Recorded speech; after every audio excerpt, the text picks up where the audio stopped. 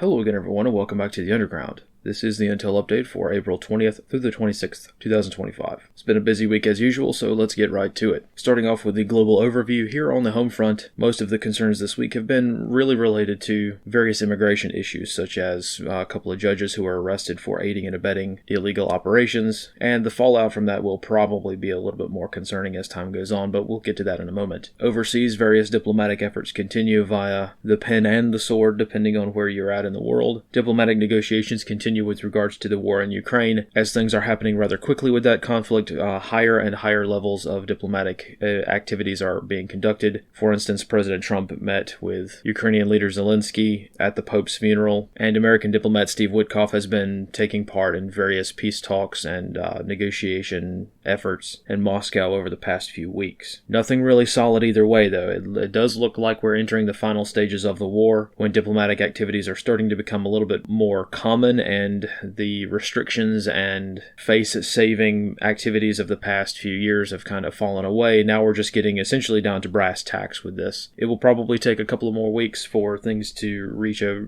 good point of stability, but right now Russia is at the table, Ukraine is at the table, and the United States is kind of facilitating the whole thing. NATO is keeping quiet, as they probably should at the moment, and we're actually starting to make good progress by getting all of the belligerents involved in this. So when it comes to things like this, peace is very, very close, but it can also be very, very far away. So we will have to see how things shake out, but right now things are tenuous at best, but it's continuing. Diplomacy is continuing, which is probably a good thing. Similar story with the Iranians. Really nothing of note has come from the past few weeks of talks, negotiations, rhetoric, all that kind of stuff. There have been some casual remarks and rumors, but for the most part, there really hasn't been any major development there. Same thing in Yemen. The United States is continuing to bomb pretty much everything there is in Yemen. I will mention that there are local rumors, or at least there are statements being made, that the actual Yemeni government, as in not the Houthis, like the actual elected, quote-unquote, legitimate, if you want to call them that, government of Yemen, is attempting to take on the Houthis with the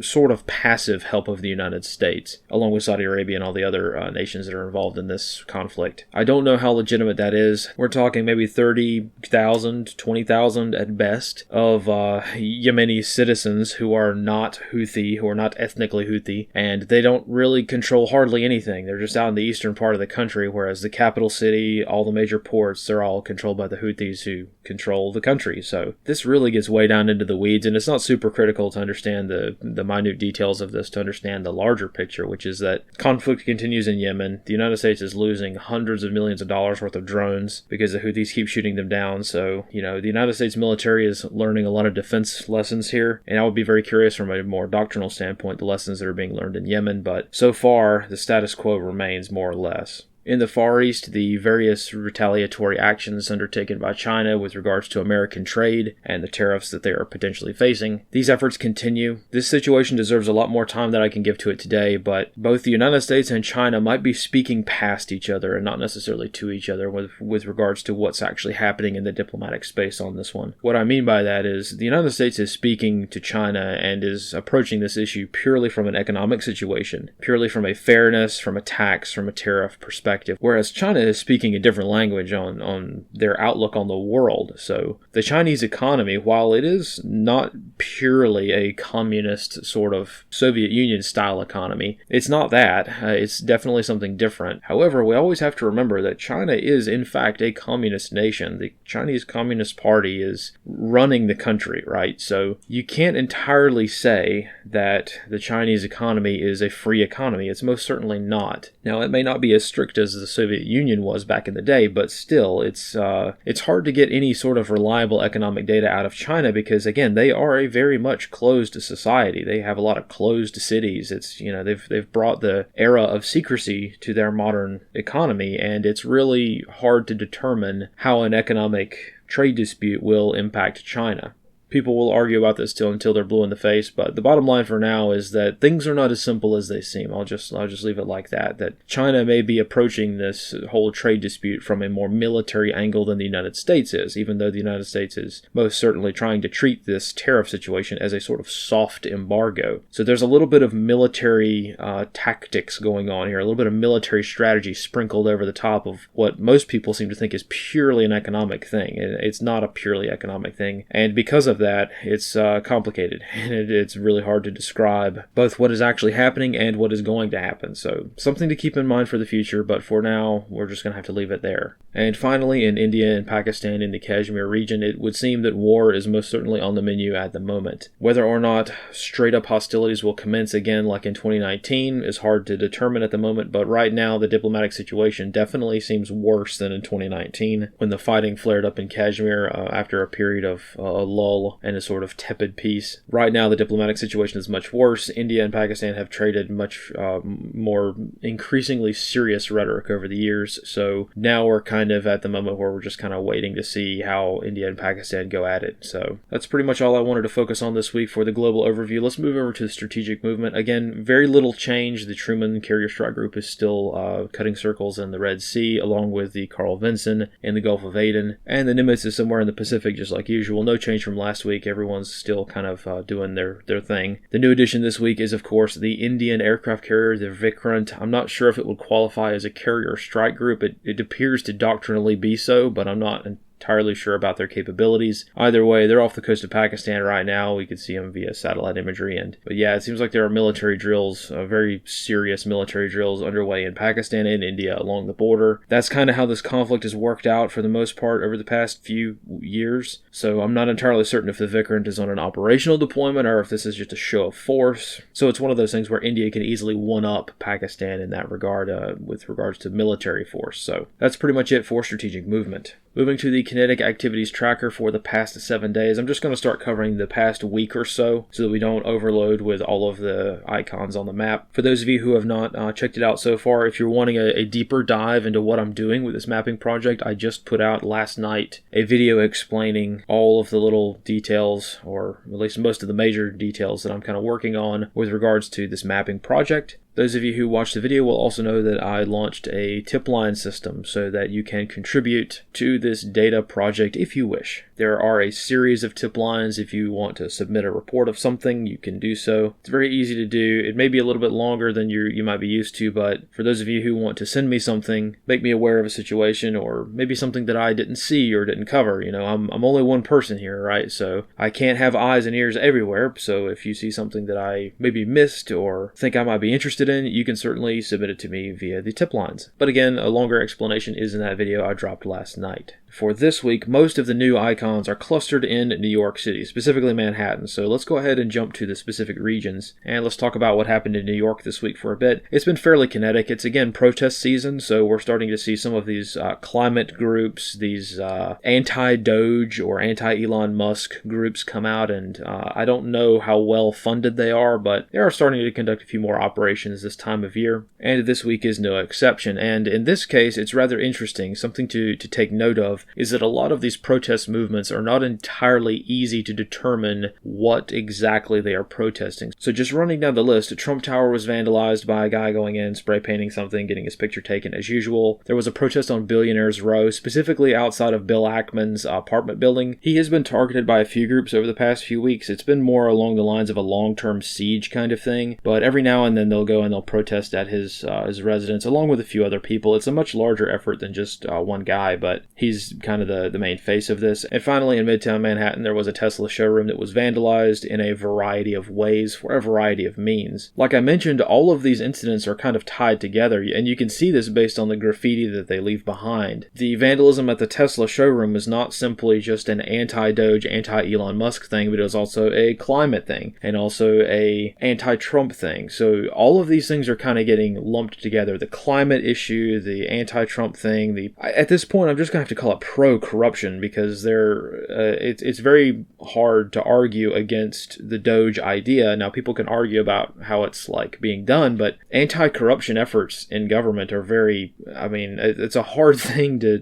protest against, but they're making an effort, right? So a lot of these groups are protesting multiple things. They're bundling all of these ideas up together in a general political left bubble kind of thing, and a lot of times it doesn't necessarily make a lot of sense. And a lot of times when it comes to some of these demonstrations, you'll see people target each other at the same event. So we saw this more palpably when it came to the whole Israel-Palestine thing a few months ago, when it kind of heated up at some of these places before it got shut down, really. You would have protesters showing up to, like, say, a climate protest, to protest against global warming or climate change or whatever, right? And they would want to bring in their, support for Gaza, and then the other people who are pro-Israel would clash at the same event. So they're there to protest some sort of climate issue, but their other interests are conflicting. So we're starting to see that a little bit more with regards to some of the protests and things that are kicking up. But, whenever you bundle together a lot of very different issues into the same protest crowd, it's a hard sell to kind of get everybody on the same page when you've got radically different ideas all the way around. So all of that is to say, this will be a very interesting summer for Kinetic Activities. Also in the Northeast region, the New Jersey wildfire, the Jones Road fire, has reached 60% containment as of, I think, last night. The cause of the fire has been announced as arson, and one arrest has been made, one Joseph Kling, a local who lived in the area. So this does highlight the risks that arson brings this time of year especially. One detail I wanted to mention, because I'm seeing a lot of conflicting information on this, and this pertains to the nuclear power plant. So Oyster Creek Nuclear Power Plant it was in the fire zone. So the fire went right up to this nuclear power plant. This is a defunct power plant. It's not used anymore, so it's shut down, but there is a lot of nuclear material at the site. There are spent storage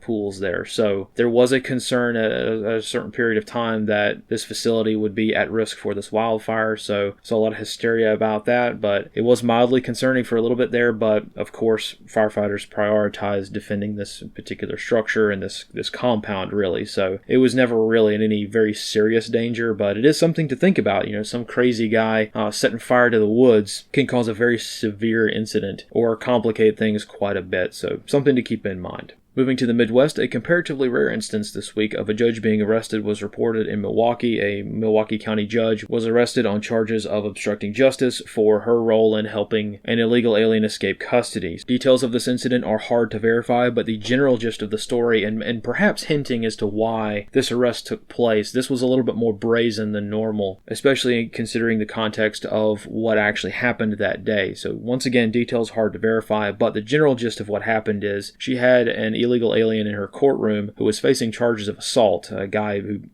beat his roommate's girlfriend, and one other person. He put 3 people in the hospital by beating them so severely, and he was subsequently arrested on assault and battery charges.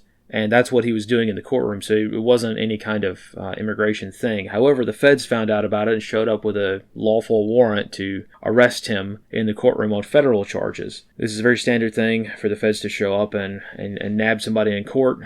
It's just a common place for arrests to take place. Either way, once the judge learned that the feds were outside, she had what can only be described as a mental episode. So she took it upon herself to leave her courtroom and started verbally abusing the federal agents out in the hallway, shouting at them and forcing them to leave the hallway. She went back into the courtroom and took the defendant back into her private chambers and allowed the defendant to escape from the facility down a hallway that led to an outside door. So once again, this is a trial taking place, right? So the prosecution had no idea what happened. The defendant just disappeared along with his attorney. And once everybody figured out what was going on, the judge had let this guy escape. The guy was on foot. So a foot pursuit took place outside the courtroom, and the feds ended up nabbing him immediately anyway. So he didn't get very far, but this is one of those situations where left, right, or center, this is very, very illegal. So this is probably why the charges took place.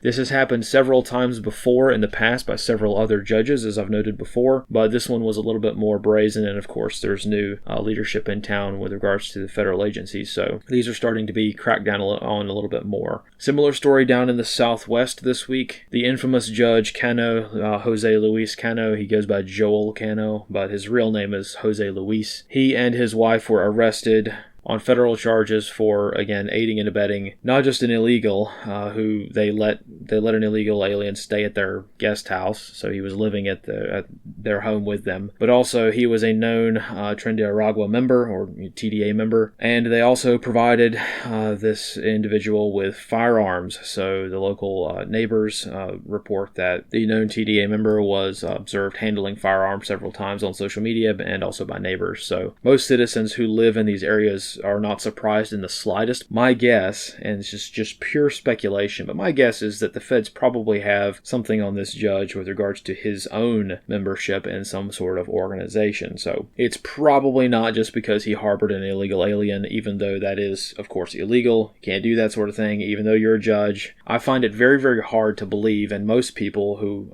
are in the region find it very hard to believe that a judge would get rolled up for something like that. Now, maybe forced into retirement, sure. Removed from the bench even, that might happen, sure, but getting rolled up and arrested is something that would only normally happen if there's a little bit of a story that we have not seen yet. So it may be surprising for some, it may be completely unsurprising for others, such as myself. It's not surprising at all. The most surprising part for me is that he actually got arrested, which makes me think that there's probably a little bit more to this story than meets the eye, but either way, we will see. So that's all I have for the United States. Let's move over to India and Pakistan and briefly discuss what's going on there, because as one might imagine, there's a lot of information flowing and not a lot of it is particularly helpful. Anyone who has spent any time on social media anytime soon, especially on platforms like Twitter, will know that a substantial portion of internet traffic on these platforms comes from India, right? So since that is the case, it is very hard to determine what is true and what is untrue. But I can generally use statements by officials, government officials in both nations, both India and Pakistan, to determine essentially what has happened so far. So, earlier this week, there was a terror attack in Pahalgam up in the Kashmir region. This is a resort town, if you want to call it that. I'm not sure it qualifies as a resort town, but either way, it's definitely a tourist destination for Indians in particular. So, there was a small arms skirmish. I have not been able to pin down exactly where this skirmish took place. Again, we're seeing a little bit of manipulation of information here, which may be a clue as to what's going on, but what is relatively certain is that government agencies and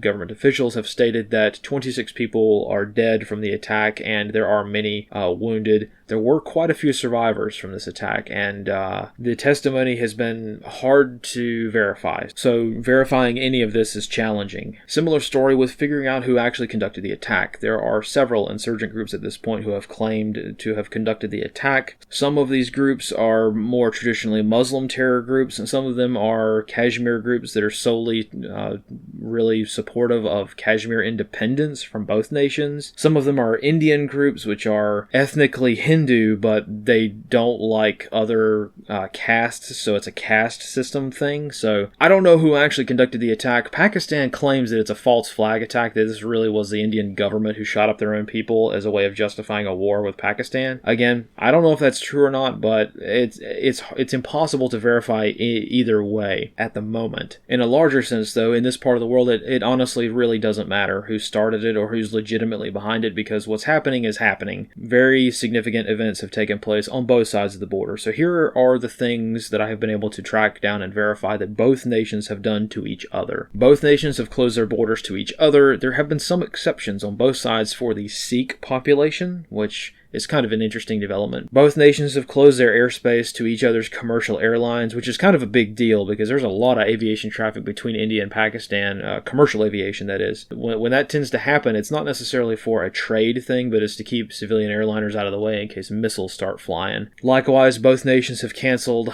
all of the visas for each other's population, and they have issued deportation orders for each other's population. How likely are they to carry this stuff out? I very strongly doubt they're going to deport each other's citizens. There are just too many Pakistanis in India, and there are too many Indians in Pakistan for this to occur, reliably. But either way, they've issued the order, so we'll see how it works out. Likewise, both nations have ordered their own citizens back to each other, so Pakistan has ordered Pakistanis to return to Pakistan. India has ordered Indians to return to India. Same song and dance as always. And continuing the fairly standard tradition in the region, Pakistani and Indian border guards have been shooting at each other with rifles fairly regularly since since this thing began, really. So that's pretty much what both nations have done to each other. India has one-upped Pakistan as usual. For those who are not familiar with the region, India is generally considered by most military experts around the world to be the superior military fighting force. They've got a larger military, more technologically advanced. They're supported by the West,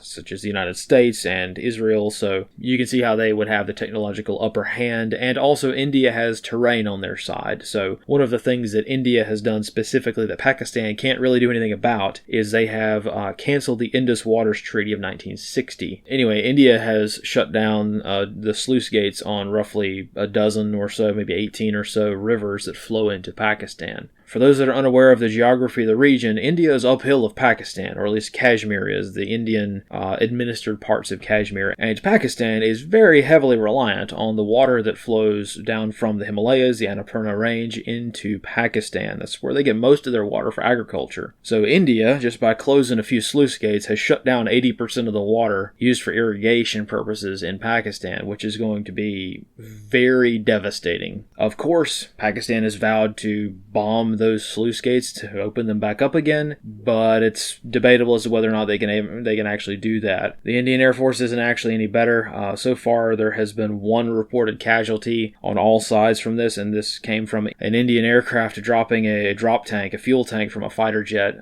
They dropped it over a city, and fuel tank landed in someone's house and killed an Indian. So that's why you'll see a lot of pro-Pakistan accounts saying that India bombed themselves. That's not entirely true. That's just Pakistan kind of, poking at India. One of the Indian Air Force pilots who's been doing patrols in the area just dropped their drop tank at the wrong moment, and that tank landed in an Indian village and killed an Indian. So India is -1 in terms of casualties so far in this conflict. So for those of you who don't know or don't understand why this is both a very serious situation, but also not that serious, and why a lot of the claims of open war on Twitter are probably not entirely that accurate, let me just explain some of the common tactics that are used. I'll just call them standard Third World warfare tactics. These are things that a lot of these lesser capable militaries, to include India and Pakistan, tend to do to each other when they go to war. One of the major things that is occurring right now is both sides are shelling random uninhabited areas. So this is something that both nations tend to do. Even the U.S. Army tends to do this. We call it terrain denial fires, meaning you're just shelling a random mountaintop to make sure the enemy doesn't go there. Or in some cases, just shelling a random mountaintop for deception purposes or to confuse an enemy or something like that, right? So when the Western world does it, when more traditionally Western militaries do terrain denial fires, it's more of a doctrinal process. However, India and Pakistan are very well known for the past, since artillery has been invented, both of these nations will lob artillery rounds at each other, but not really at each other. They'll pick an uninhabited area and just shoot randomly. They're not even plotting where the shells go most of the time. And this is just something that's very, very common. You'd only know it unless you're familiar with how these militaries kind of operate. But I'm not entirely certain if you would classify that as a serious war. But it sure does look good when they video themselves, firing artillery rounds. Well, where did that round go? Well, and you can verify that this is what's happening because both India and Pakistan have been shelling each other for 3 days and not a single person has reported a casualty yet. A lot of villages up in Kashmir, they're reporting, serious fighting going on, but there's not even any wounded. That's because they're not really shooting at each other, just shooting at random areas. So similar story with fighter aircraft. So both Pakistan and India are very well known for taking their own, air force and flying their own air force over their own villages to make it look like, from the ground, locals look up and see, oh, wow, Indian fighters in a dogfight or something like that. And really they're just doing low passes over their own villages to make it look like they are fighting the, Pakistanis or they're fighting the Indians. So again, it's more of a show of force to their own people than anywhere else. Another common tactic that is going on right now, which is very, very common throughout this half of the planet, is belligerents, soldiers, border guards, whatever, shooting at each other, but they're shooting at each other from so far away that it doesn't matter. Anybody who's deployed to the Middle East knows exactly what I'm talking about here. because this is something that happens in a lot of these nations very, very routinely, and I'm seeing this, or seeing reports of this occurring up in Kashmir right now. So they will get several miles away from each other and just spray and pray the air, and they will claim that they got into an engagement with the enemy, but they're so far away that they couldn't possibly hit each other. So this tends to happen very, very commonly, like on a regular Tuesday up in Kashmir. It's happened like that for decades now, so it's not out of the ordinary, but would you call that a skirmish? I don't know. Two platoons shooting at each other, 5-6 miles away from each other, like that's not really war. That's just very dangerous power projection and things like that. But either way, both sides shoot at each other. They'll loose a few belts of HMG fire or heavy machine gun fire towards each other miles away. They'll fire off a few AK mags at each other, and both sides will go home and claim they killed the entire enemy force. But in actuality, there were no casualties. So this appears to be going on right now in Kashmir. Now, of course, this isn't to say that at some point this could actually be a legitimate war, but right now it looks like it's just a standard power projection. There haven't really been any reports of any casualties yet, and they've been fiercely fighting. If you follow what Indians and Pakistanis are saying on Twitter, they've been fiercely engaging in an open war with each other for 2 days now, and there are no reports of any casualties. So I don't know.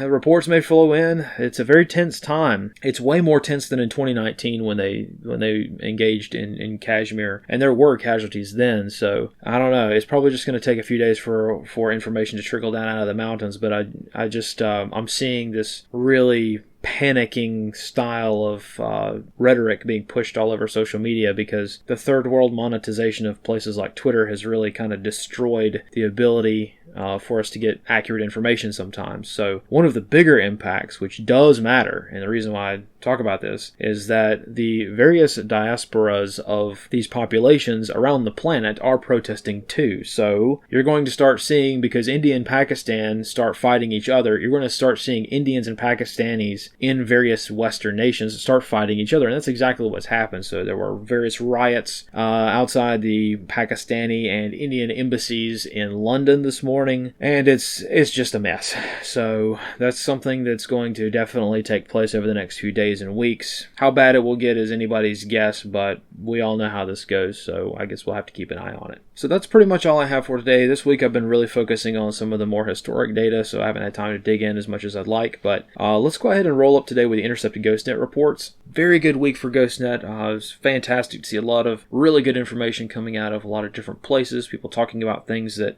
I haven't seen anywhere else. So very, very interesting. I'm going to try to start looking at plotting a lot of this information on specific mapping layers, but don't want to spoil it for when I come out with something on that front. So yeah, fantastic. Really appreciate all of you who contribute to the GhostNet. Even if you're just one of the guys who just listens, that's a really good step in using one of the more reliable tools that we have just in case there's some sort of communications outage. I know it's not entirely the most entertaining thing in the world, and it's not easy to understand a lot of times, but this is a very powerful capability that I hope to improve on in the future. So that's all I have for today. Thank you again, everyone, for watching. Here are the sources. If you want a slightly easier to click link, you can of course go to my Obsidian page and find all of these links underneath all of the daily wire reports that I have made throughout the week. So it's already shaping up to be a very busy summer, so I hope that some of these more organizational efforts will pay off in the future when things start getting a little bit more crazy than they already are. So that's all I have for today. Thank you all for watching, and I will see you next time. And as always, fight in the shade.